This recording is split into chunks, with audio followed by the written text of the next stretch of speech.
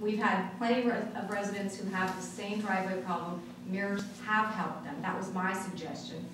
And you live near a school. That means people are walking their small children. And if you're going to make them park further away to convenience you and walk their small children, that is equally a safety issue. I disagree. It's not even the school, it's the child care. It's a private They're moving their children from their cars to a location. That is dangerous. These pictures were just Saturday before last, which is these are people that go there in the ballpark. You know, they're organized games and such like that. Moving their children on the street from further away to where they need to. Why don't they park at the school? That's the facilities they're using. The school doesn't let them park there. It's the daycare and the ballpark.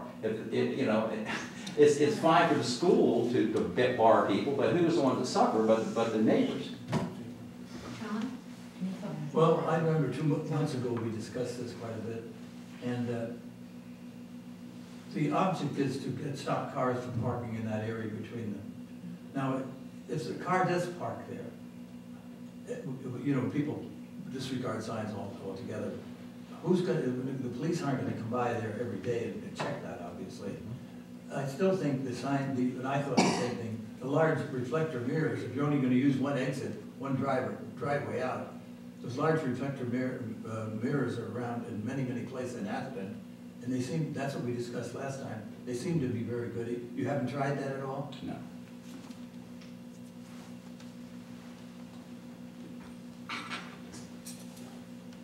Comments from the public? Yes. A suggestion, if I may. Luke owns McBain Avenue. Luke, could you step up so you'll be on tape? I'm sorry to. Thank you, sir. Sure. Luke owns McBain Avenue. What is the possibility of erecting an elevated parabolic convex mirror there that is above the level of the automobiles, tilted at such an angle that your people could see what's coming up and down the street? Does that make sense? Absolutely. We see that on Emily at the school. They have this parabolic mirror, and it works beautifully because people coming out can see what's coming up and down Emily Street. I offer that as a suggestion. Spending too many years up there with you. Thank you.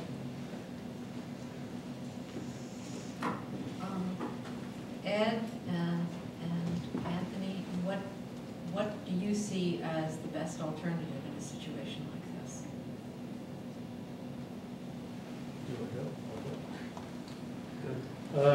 You know, it is a difficult situation. I went out and looked at it too, and I know Joe Reed came out and talked to you. You could try the mirror as you suggested and see how that works.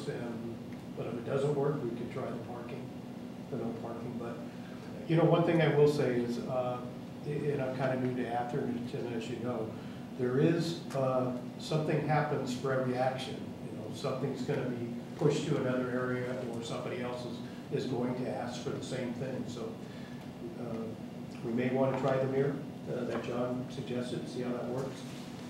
Might work for you, but yeah, it does appear that something has to be done to make it a little safer before you get in and out of there. Is the mirror something that the Public Works Department puts up? That I don't know. Mike's saying no, so. It's their own personal. It's their driveway, it's their convenience.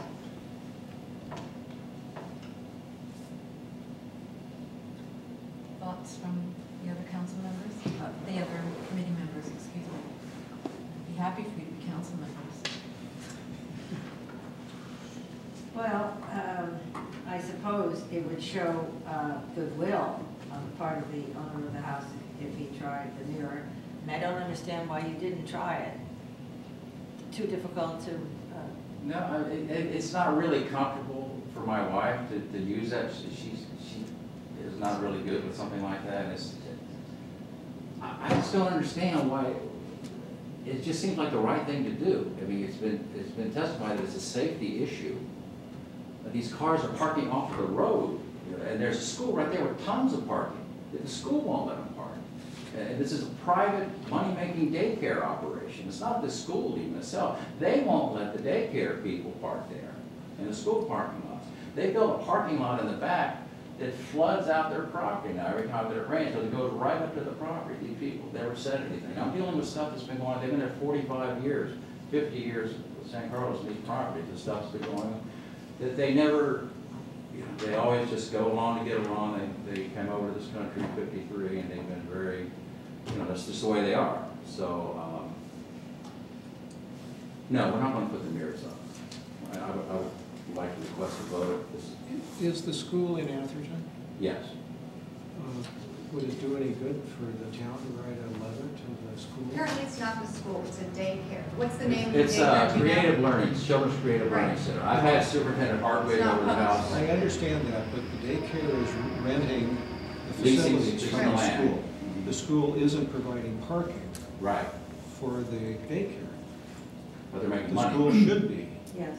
So if we or the town, write a letter to the requesting that they provide parking for the daycare and reduce the parking on Alameda.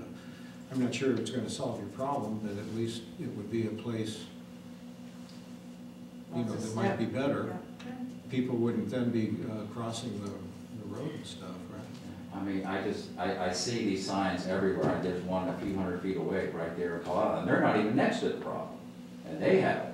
So I just don't understand why it's such a hard thing. Well, if it were up to me, I'd stick the sign up and at least the problem would be solved, you know, but maybe For they, him. for him. But it also, I think that this letter to the daycare is a good thing, because the school should have, and not force the people out on the street. They have the place to park, you know, they ought to provide some place for them to put the car. Well, do you think that that will remedy it, or will they just continue to park on the street because that's more convenient? Well, I don't think it would be more convenient, because You you know- know what Alameda's like. I mean, they go pss, pss, up and down, and it's crowded, and it's not the most advantageous place to park. And Is this a school, a privately run entity? The school is not a private, it's the Los Angeles School District. I've had Superintendent Hartwig to the house, and he's seen the problem. But you mentioned that it's a business. But they lease these modulars and the land for these modulars, portables, to this Children's Creative Learning Center. And I talked to the director of that one, I think her name is Ms. Tam. And she's aware of the problem. And this has been 2 years that we've been out here, since Thanksgiving of 2009, when our parents' house started declining. So we lived there for a year, and over a year, cared for Hans, and it's just, you know, I've got the rocks. Everybody I know, someone around Fairview, they all have these big, ugly rocks, and now I realize why they do it. They have these 11 schools in Atherton, and all of them have no parking in front of schools, and all the neighbors get hosed. And people just don't care. And if you have signs, it can be complaint driven, because believe me, we will call, we will get a response, and they will get taken. After a while, we'll work it out. you know, I have to say, it doesn't seem right to this homeowner. I mean, we've made it so that there's no parking around so many of the schools precisely because of this problem. And because the school has a private agreement from which it's making money, we're not doing the same thing for this homeowner. It does seem as if we're not treating this gentleman the same way The residents. we have other residents. And that doesn't seem right. I would think that if the no parking sign goes up, they do have parking on the site, and will have to park on the campus. It's not going to create an unsafe condition. Kathy, what other schools are you talking about? Like on Prior Lane and on Laurel. Surrey Lane? And Simone, Okay, those were, I fought against that. That was based on the fact that the fire marshal insisted that these roads were so narrow if cars were parked on either side of them. But removing parking from around a school is problematic in and of itself. but this is a This is a right problem of way, it's not a because, parking spot. and it's also on it's on a dangerous road, so it's not safe for the children. It's at a school where there appears to be enough property it's a private enterprise, and they should have considered that before they start renting out the property for a private enterprise, if there isn't And enough. I think that that is something they should work with their neighbors about, but I don't think that that is Atherton Transportation's. I think it is. I think it's a safety I think issue. it's- And I they think continue it's a building. They safety just built 2 issue more for the lines. residents who can't get out, and I think it's a safety issue for the children who are being subjected, and parents for the risk of parking their cars on that road. I think it most definitely is a transportation issue. So I'll make a motion that we go ahead and put up the signs. Is there a second? Second. All in favor? Aye. Opposed? I'm going to abstain because I did Two not inspect. opposed and one I don't abstention. know the history of it. So you have Thank you your very much. signs. Just a clarification, so what we're talking about is restricting parking between your 2 driveways. Exactly. Not your driveway and the school driveway. Right, just on, in front of their property. And this has to go in front of council, you say, Mike? Yes. Thank you so much. Do I have the pictures? I left them last time, Joe had to call me. Thank you. Have a good evening. Aye. Good night. Item 6.3.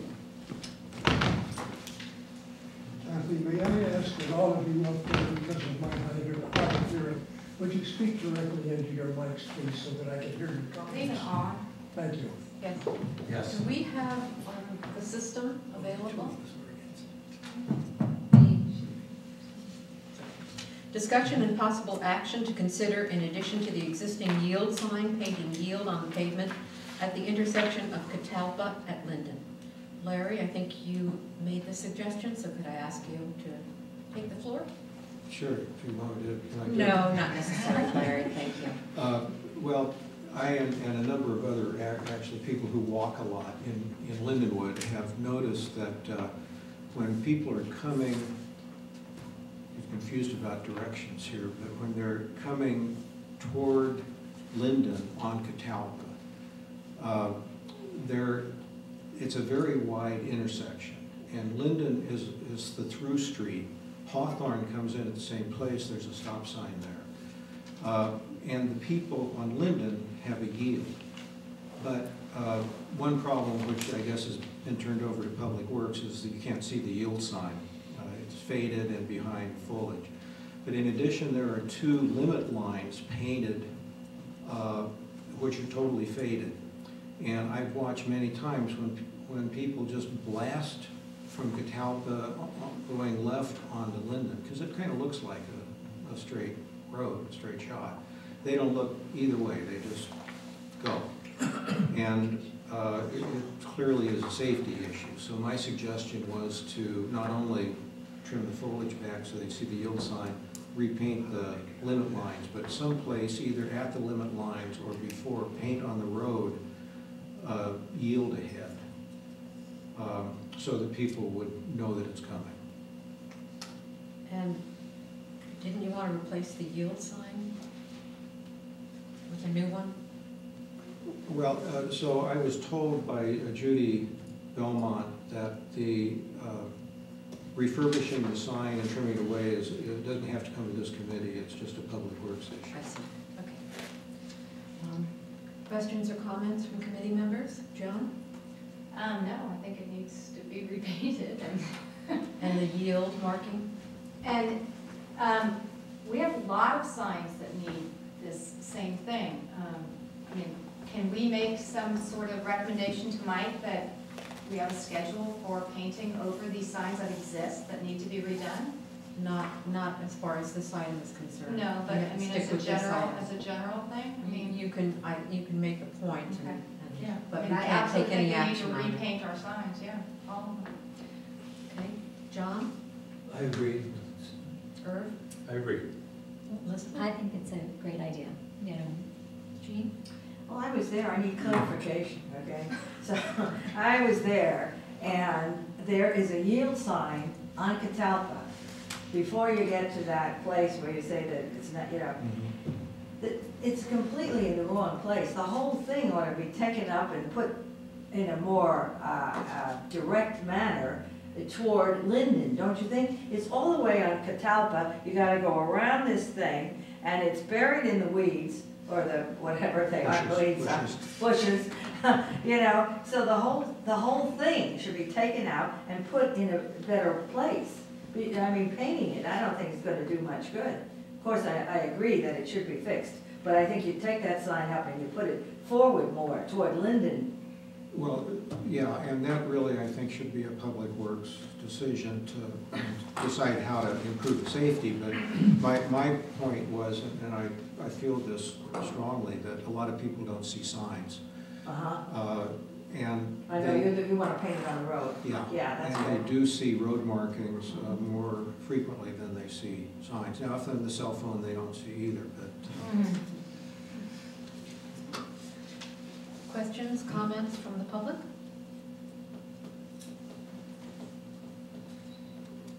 We welcome your voice. All right.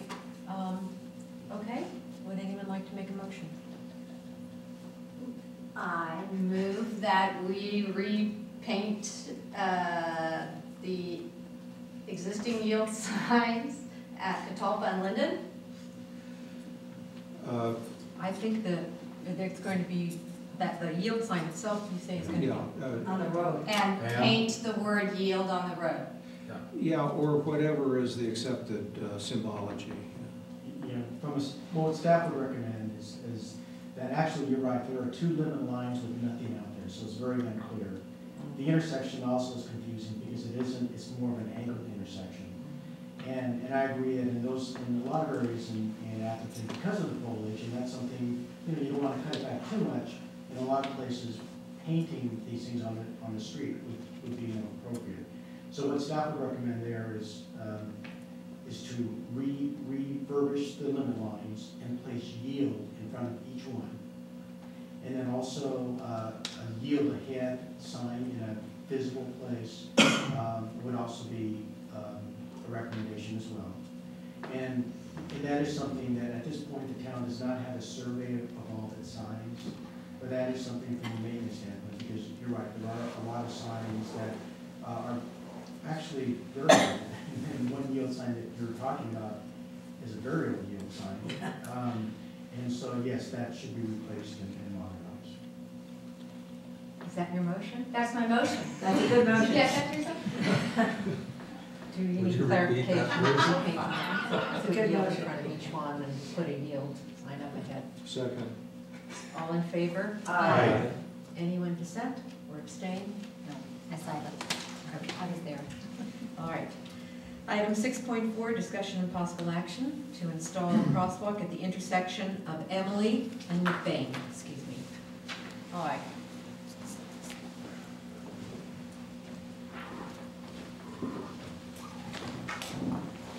Good evening. I'm David McAdoo, Director of Operations and Construction for Menlo School.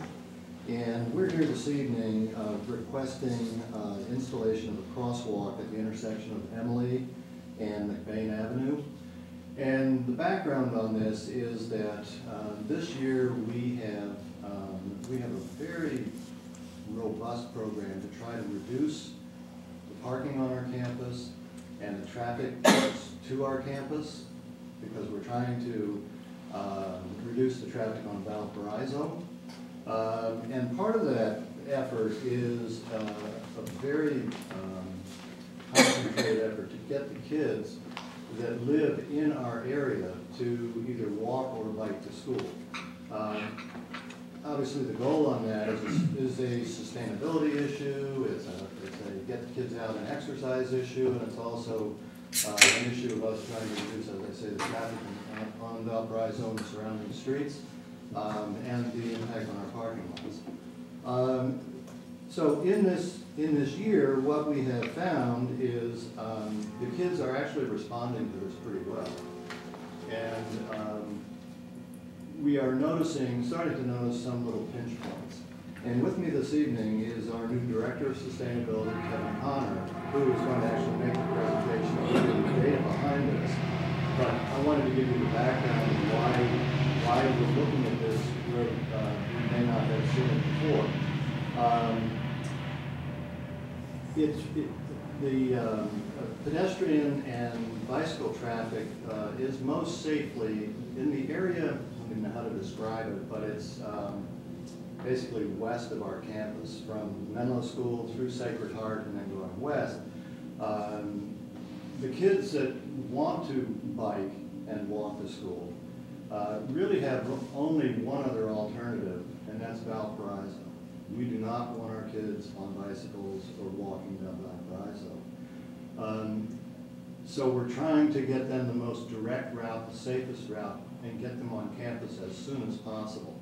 Another alternative would be for them to go down Alejandra, but it's really going way around the barn to try to get into campus.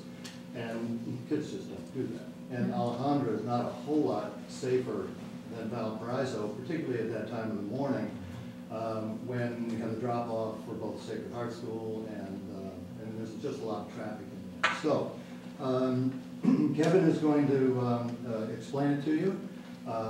We hope that this is a relatively benign request, and we hope that you'll look favorably on it. I'll hold the pictures. That helps. Good evening. Yes, I'm going to request a installation of a crosswalk at the intersection of Emily Avenue and McBain Avenue. As you can see on the diagram, the little green square is where I propose the crosswalk to be. Yeah, we've all been there, I think. We've all seen it. How about it? Essentially, the crosswalk. Put it maybe on the chairs? Essentially, the crosswalk expands from the east corner of the intersection to the south corner of the intersection.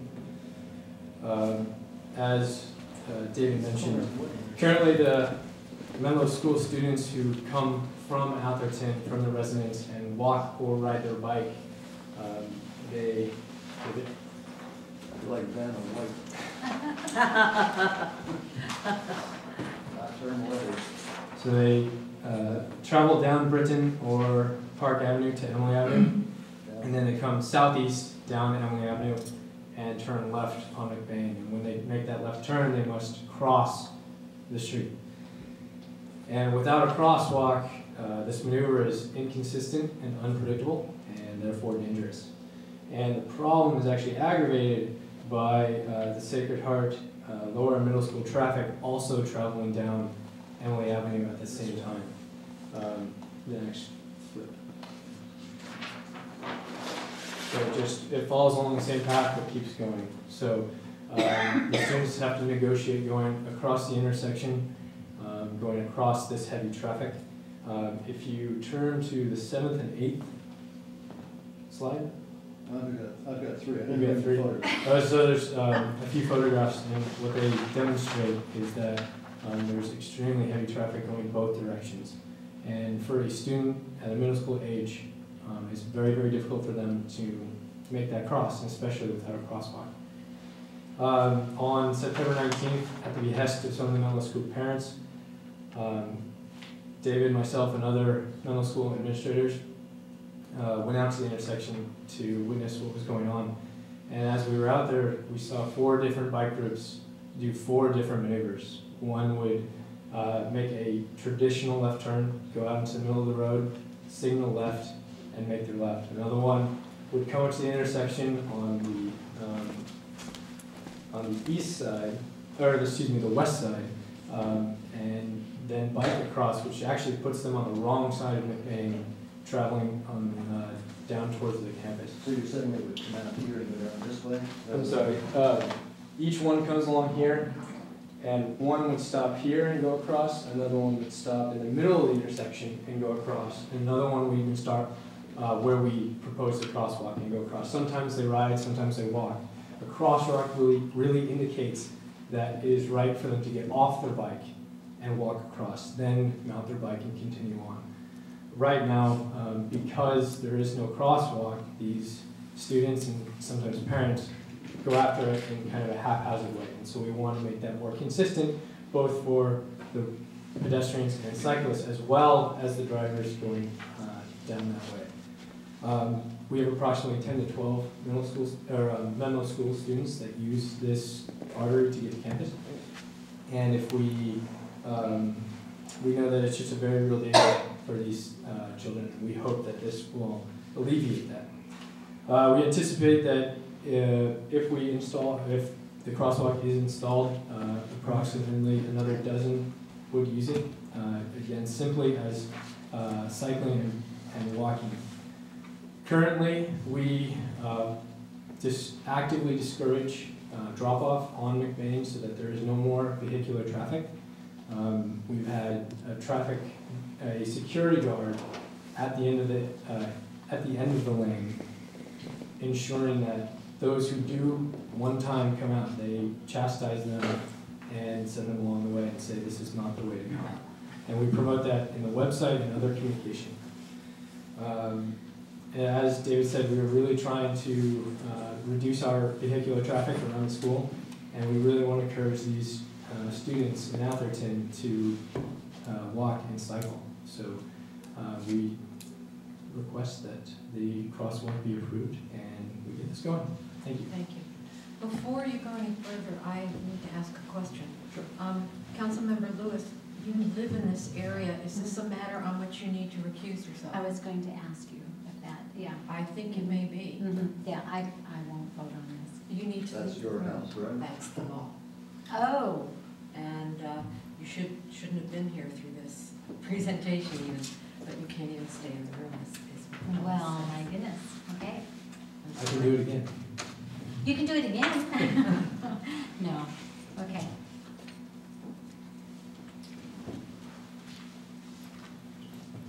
We'd be happy to answer any questions that you might have.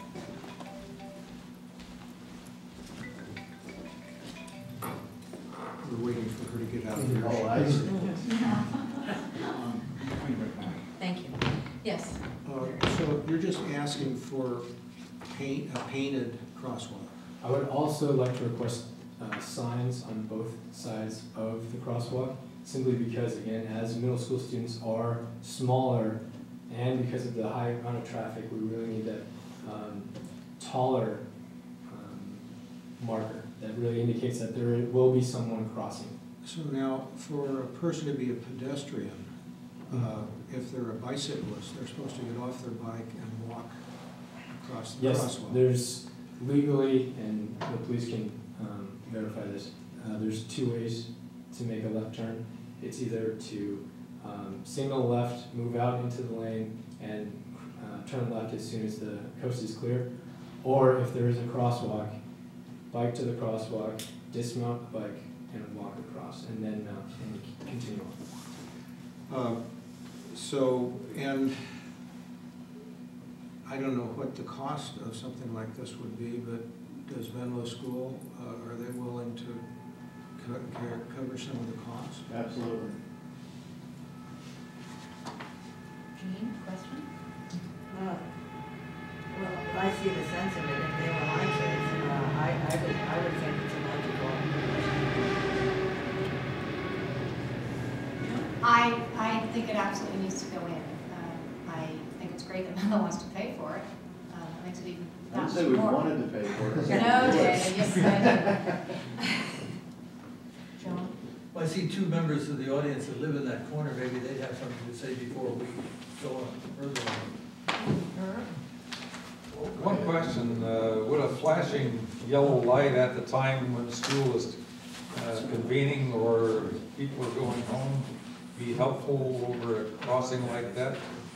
It would certainly be helpful, but it is much more expensive, and we believe that a simple crosswalk would be efficient. All right. I'd like to hear from members of the public before I come to any kind of conclusion. Yes. Hi, I'm Ed Goodstein. I live on Main Avenue at the end, 71. Well, I understand what the issue is, and I do commend the school because I live near the gate and it goes to the school. I do commend them on what they've been doing this year to discourage vehicular traffic on Main Avenue. It's been fairly effective. But it hasn't always discouraged the college students parking there, but that's another issue. I have some reservations about this, and I think that more needs to be done. First of all, I think that I do understand the safety issue,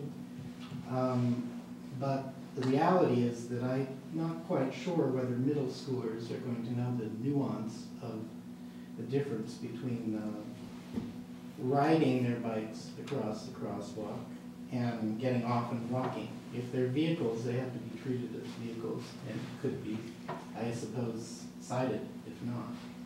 I also am not sure what the ramifications for traffic will be on this street. I mean, I do understand that there's a safety issue for the children and that kind of thing, but just as was discussed earlier in regard to Salida's school, or another school, it's a big problem, this traffic, in that whole Emily corridor between the two schools, and I do understand that Menlo is trying to relieve some of that.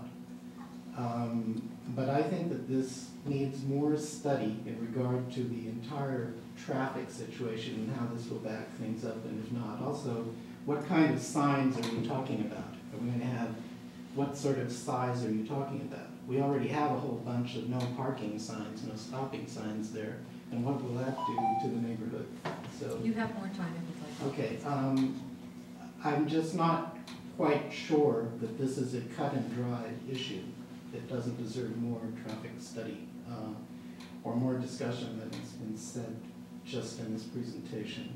I certainly see the merits of it in regard to their program, and I understand the safety issue in regard to the students, but I think it warrants more discussion and more input also from other neighbors and that kind of thing. Thank you.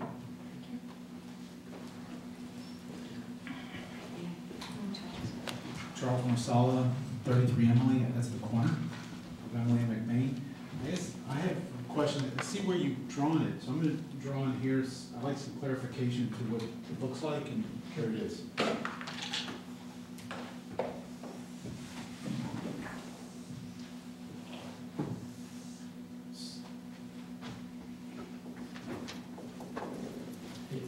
Okay, is what I, so that's, I guess I'll say this is me. And it'll be there, you'll put up a sign on each side, and it'll just be stripes across the street. That's the, and my sense of it is we have to leave that to Public Works to put in whatever the standard array is or set up or precise location. I'm guessing that you have some guidelines or some experience on how that actually works, how wide it needs to be, the width of the stripes and all that. I don't know that.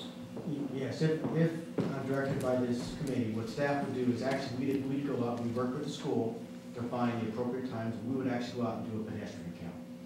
To find out, exactly how many kids, where they're crossing, and then based on that, we would come back, we would take to the city council a recommendation as far as, where the location of the, number one, is the crosswalk warranted, what we found, and what our recommendation would be with regard to the location. And you are correct. These are all standardized as far as the width of the stripes and all that. Any type of signage, those are all pretty standard installations that would be part of our recommendation. so, I would say I would be opposed to putting the flashing lights. It's a cost issue too, but I just think that there's so many signs up there in Emily now that we start to lose the feel of the general plan of Atherton to keep our town looking rural by having so many more lights that go in. And to do the count, is there a number that before you decide if it's needed? Well, what crosswalks, there are warrants that, but that doesn't mean that if it doesn't need a warrant, it doesn't go in. But again, the primary reason for the pedestrian counts is to really, so that we're out there to see exactly where they're crossing, so that we can come up with a recommendation of the best location of the crosswalk. And you're correct. I mean, as far as using a flashing light, that's not something that we would recommend. And as far as signage too, we want to look at the area because you do not want a proliferation of regulatory signs because once you do that, they become invisible. And And also, you don't want to create more distractions for drivers, you know, seeing what all the signs say. So, you know, as far as placement of signs, you know, we, as engineers, we are very judicious in where and when where can we place the signs. Mr. Goodstein, I know it's a little out of order, but Mr. Goodstein. Yes, I just, in terms of the signage, because that is where I didn't see the first thing. If this is where the crosswalk is, and you put a sign here, this is already difficult to turn left from because of the foliage.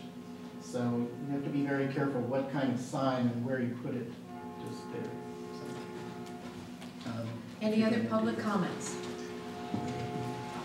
I think this lady was, okay, then go ahead. Actually, can I comment on it? May I ask for extended time, please? Sure. I didn't finish, I got interrupted the question.